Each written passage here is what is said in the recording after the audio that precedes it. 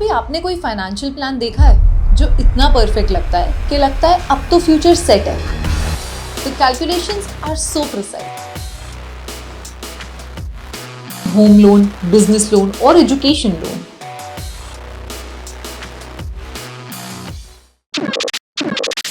12% का return, 6% inflation और steady income growth. ऐसा लगता है कि 2047 तक 14.5 करोड़ का रिटायरमेंट कॉर्पस बना ही लेंगे।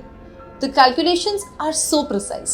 लेकिन सोचिए, क्या कभी कोई मार्केट प्रिडिक्ट कर सकता है या ये कमेंट कर सकता है कि इन्फ्लेशन स्टेडी रहेगा, या लाइफ के टर्न्स को कोई प्रिडिक्ट कर सकता है?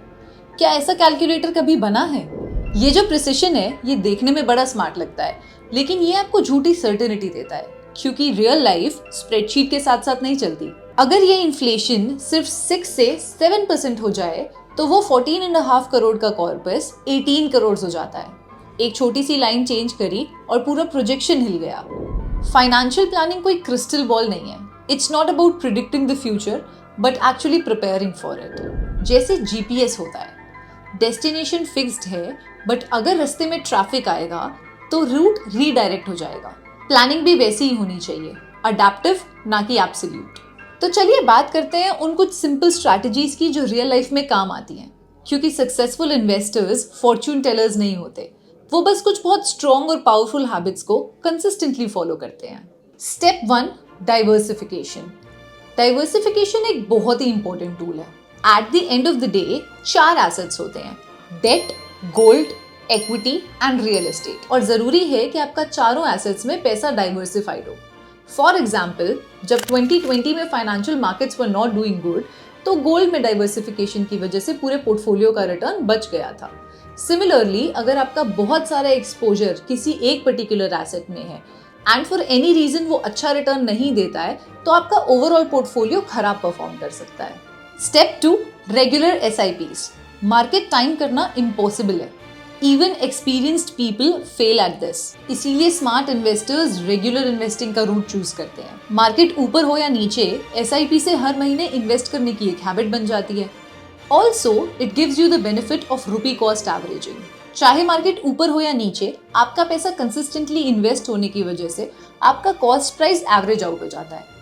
जिन इन्वेस्टर्स ने 2008 के क्रैश में रेगुलर एसआईपीज फॉलो करी थी, उनका पैसा 2013 तक डबल हो गया। Discipline beats panic. Step 3, insurance. Having a good health insurance and life insurance is very critical. काफ़ी लोग इंश्योरेंस को इन्वेस्टमेंट की तरह यूज करते हैं और बहुत सारे एंडाउमेंट प्लान्स में इन्वेस्ट कर लेते हैं, बट रियल इन्वेस्टर्स इंश्योरेंस को रिस्क प्रोटेक्शन की तरह देखते हैं। टर्म प्लान सबसे चीपेस्ट फॉर्म ऑफ इंश्योरेंस होता है।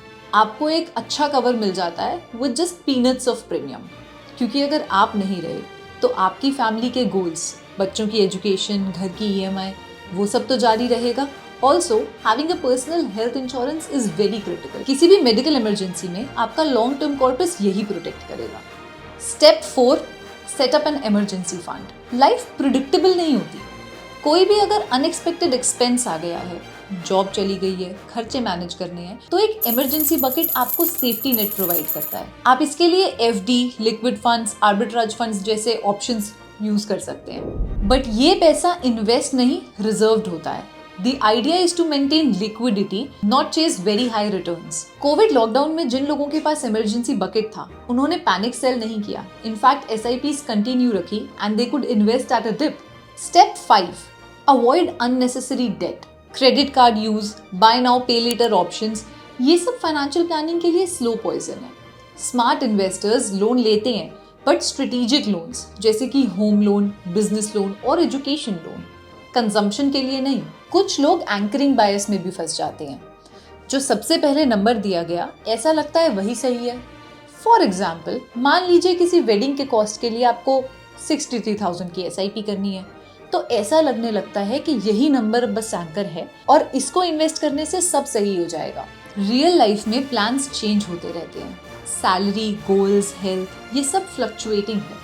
5 साल पुराना प्लान अगर एक स्टोन पे लिख दिया गया हो, तो हो सकता है वो कुछ टाइम बाद रिलेवेंट ना रहे। रियल प्लानिंग में रिव्यू होता रहना चाहिए। फिनकार्ड का अप्रोच है गोल बेस्ड, फ्लेक्सिबल और ह्यूमन सेंट्रिक प्लानिंग करना। हम कहते हैं no false claims, no digging into destinies. आपको चाहिए एक प्लान जो रियल हो, एडजस्ट हो और साथ चले। For this, you can connect with FinCart. Book a free call with the experts. The link is in the description.